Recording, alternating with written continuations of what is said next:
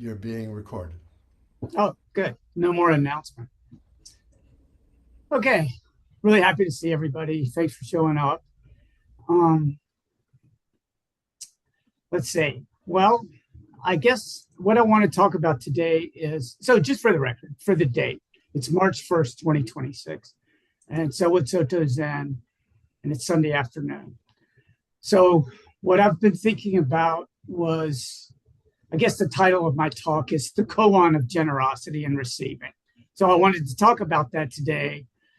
And I guess, well, I hope it's okay if I just talk about my life because it's really the only way I know to talk about Buddhism is just talk about like my experience of the world and how Buddhism shaped my practice. And then, as they say in the program, what it was like, what happened, and what it's like now. Like, I don't want to get like too like confessional, but, I mean, the goal of practice is to relieve your own suffering and the suffering of people around you. And then working on yourself is part of the bargain. And it feels like maybe if I just talk about my process a little bit, it might be helpful. So let's see, I heard this in AA once where somebody said that it wasn't possible to save your ass and your face at the same time. So some of this talk might not make me look so good, but I'm hoping it's liberating, like in that sort of fifth step way, I guess. So everybody knows I'm a Buddhist priest and I'm a sober alcoholic and I'm an adult child of an alcoholic. And I, probably qualified for the program on codependency. But so I wanted to talk a little bit about, Buddhism and my relationship to giving and receiving, and then like how that's changing for me, like as a practice. So one of the blessings that comes from practice is just about how you look at your life and sort of challenge your assumptions about who you think you are and sort of the ways you operate in the world. And I mean, the tools of Buddhism would be, meditation and sort of, introspection, I guess, to sort of try to investigate your own motives and the ways you feel inside. And I mean, one of my very best and most consistent meditation practices is to try to be aware of what comes up while I'm sitting. I mean, that's a very powerful practice for me. And it starts with just naming my feelings. And so the thing about sitting Zazen a lot is that it doesn't necessarily calm me down. I mean, sometimes it's really disruptive. It disrupts the story of who you think you are, like gently and kind of over and over again, but sometimes it's really uncomfortable. So when we talk about freedom in Buddhism, it doesn't mean not just doing whatever you want. It means not being pushed around on the inside by unconscious reactions. I'll say it that way. So, I'm not an enlightened being, that's for sure, but I can imagine that somebody who is enlightened still has feelings, like they feel, anger, desire, fear, but not driven by them in that way. So, I mean, I think of freedom as loosening up of that kind of reactivity that's often the cause of so much suffering in my life. So, like, what creative responses could come up that weren't just reflexive actions that keep you caught in who you think you are? And I mean, mostly I'm just like sick of myself, basically. So let's see. In classical Buddhism, generosity, known as dana, like that's the first paramita, and that's where the path begins. So I was looking at the Shobogenzo by Ehe Dogen, and he really, very forcefully says that generosity is the core of a bodhisattva's practice. And he really frames generosity as being devotional, and people that offer food and money and effort and sincerity, that those are expressions of awakening. And I subscribed to that for a long time. And I'd seen so many extreme acts of generosity from Buddhist teachers. I mean, Steve mentioned Isan Dorsey, but at the beginning of the AIDS epidemic, he just started dragging guys in off the street and taking care of them. I mean, it was so sweeping and so lacking in ambivalence. I mean, it really seemed like something a bodhisattva would do. But he was my original model for Buddhism. So Buddhism, generosity is very highly regarded in Buddhism. but there's not a lot of subtlety there. And so for me, and maybe for some other people in the room, generosity is also where a lot of confusion comes from. So in my case, like it's a whole can of worms. Like I, I like to give things away. Like I love to pay at the restaurant. You can ask Cynthia. I'm a check grabber. I love to give money to people. You know, I have a 40-year practice of paying tuition for these disadvantaged children that were abandoned by their families in Nepal. I think I sent 4 students from nursery school all the way through college. And it sounds great, doesn't it? I mean, and on some level, it is great. But sometimes what worked for you before stops working for you later. And so now it's a little uncomfortable for me. I mean, that practice stopped scratching my itch in some way. And being a Buddhist priest means cultivating some capacity for self-reflection. And so, like, it's an evolution. I've been clean and sober since 1987. And then that was the same year I started this formal sort of meditation practice. But my take on karma at that time and cause and effect was very literal. Like I felt like shit those years. I mean, nobody gets into drug recovery because they look good on the outside or they feel good on the inside. You know, I was really filled with a lot of shame and remorse and regret and kind of despair. And I was really scared out of my wits too. I mean, crossing the line into addiction is really very confusing. And I wanted to try to feel better about myself. And I did have a very wonderful sponsor then. But I asked him, like, how can I get better self-esteem? And he said, well, you should do esteemable acts, meaning like mitzvahs or good deeds or actions that make you feel whole. And so, you know, I took that to heart. And I mean, one of my core things was that I really felt abandoned by my family. And so at the time I thought, okay, so this happened and I'm going to own my own karma. And I'm going to do a karmic correction for one person in the world that undoes this situation because I'm not going through this again in my next lifetime, which is how all those kids came to me.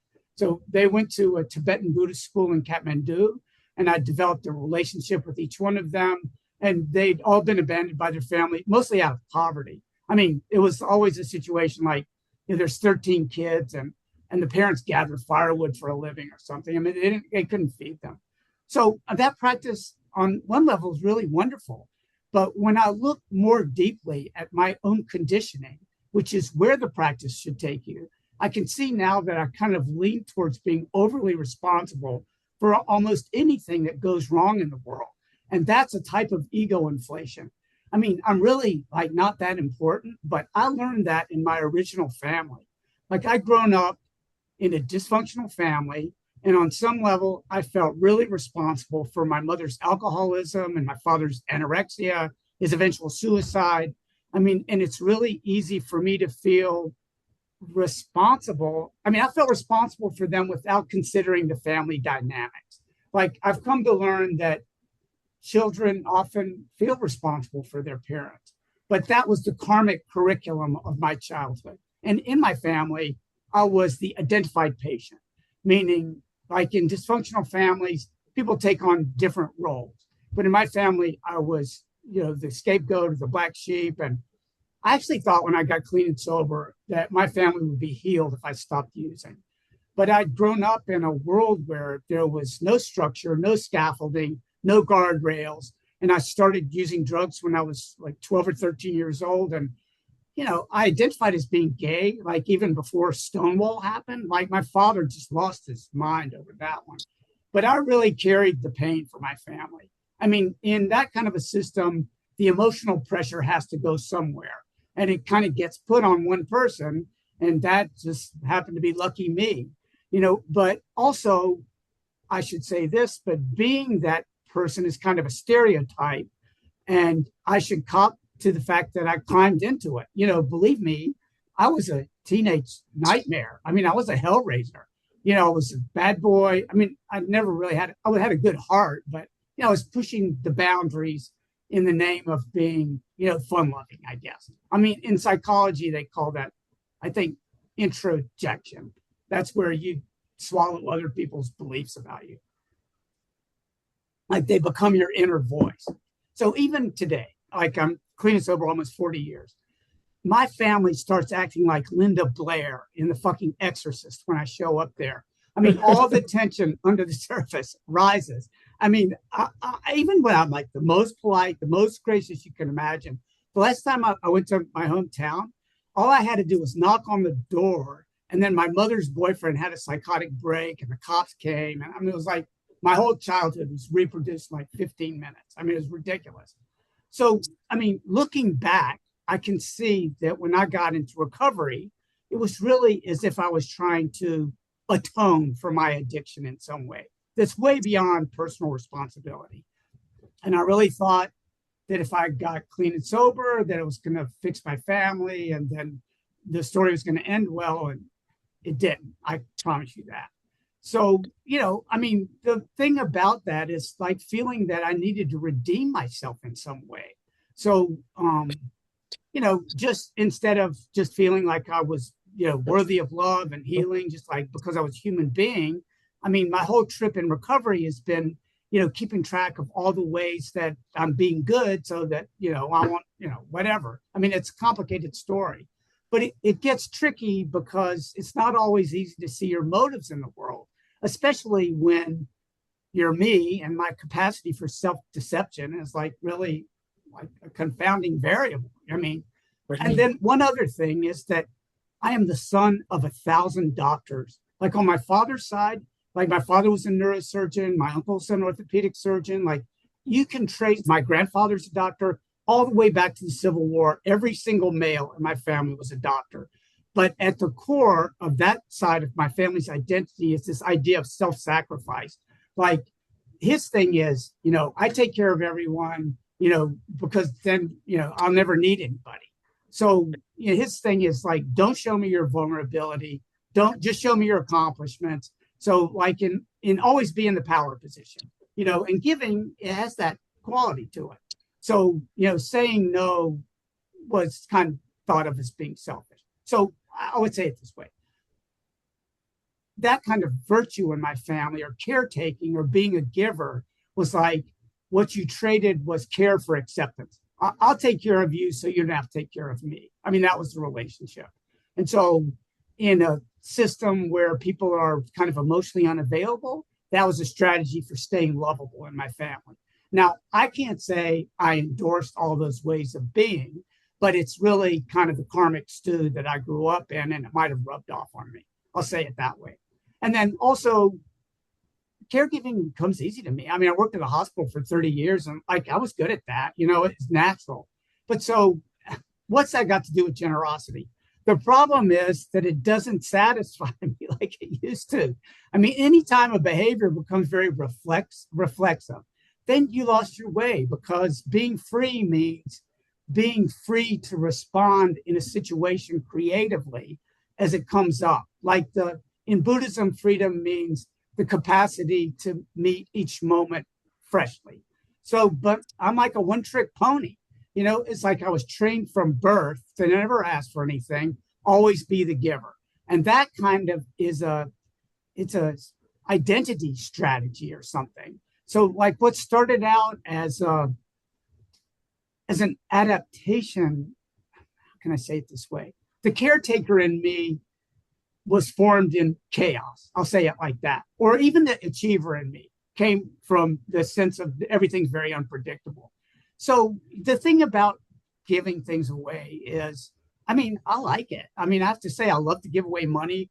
I like to give away love.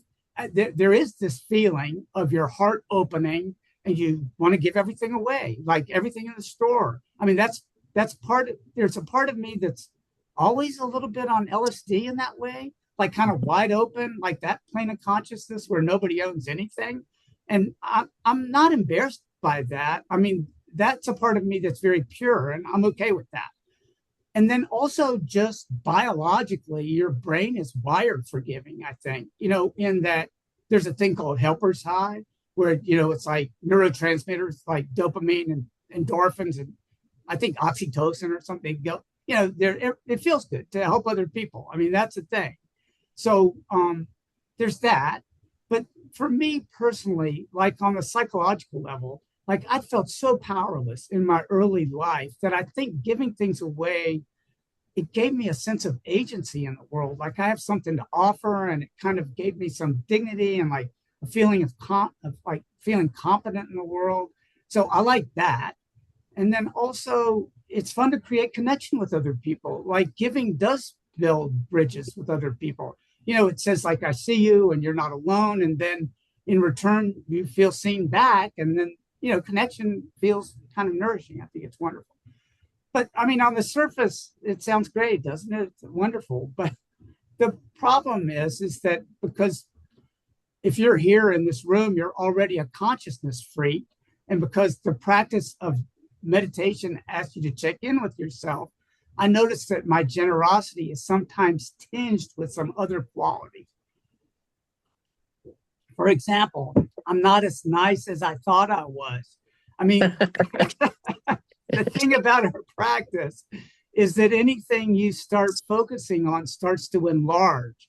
So I've been doing this body practice where how does it feel inside when I give something or receive something? Like, do I feel relaxed or tense? Do I feel, free or afraid? But, and this is embarrassing, but I've noticed that sometimes when I give things, it's mixed. I've seen myself like sometimes wanting to be appreciated, sometimes wanting to be needed, sometimes wanting to feel safe, sometimes like I want to be a good guy, sometimes I don't want to feel guilty. But I'm not saying that that's wrong. I mean, I think that's human for most everybody, but for me, it just turns generosity into this big koan. And I can't often tell how I feel about something until a lot later. Like I process my emotions kind of slowly. So I guess, practice, is it like 24 hours later, I can say, well, was that freedom or was that just fear wearing like spiritual clothes in some way, like dressed up as spirituality? So, I keep asking this question of what does it mean to give something freely without losing myself or losing myself in other people? So, like, why am I giving? So, in my case, like one of the developmental tasks of being in recovery is actually getting an identity, at least for me, it was. And so, I mean, you have to actually become someone before you become nobody. And my current practice is try to become nobody, actually. But so I've noticed that I sometimes have identity-based giving. So, well, like I'm the provider, like I take care of people. I'm a generous person. Like it supports how I'd like to see myself. Another thing I noticed is that money carries like subtle power. Like money talks. It's easy to be in the power position, and it is possible that sometimes giving something establishes a hierarchy, not in a real hard way, but in a soft way. I'm not saying maliciously, but it could just be learned behavior. And like I don't want to be like that. Another thing I noticed about it is that sometimes with me, it takes my anxiety down. So there's a part of me that's really uncomfortable with ambiguity. Like, I don't want to negotiate. I don't want to feel vulnerable. I don't want to feel indebted to anybody. And now, I'm not saying that that's bad. I'm just saying that it's not the healthiest place in the world to come from. So it's not like psychologically mature. Like, but also there's rarely one pure motive in this world. I've noticed that I can love somebody and also resent them at the same time.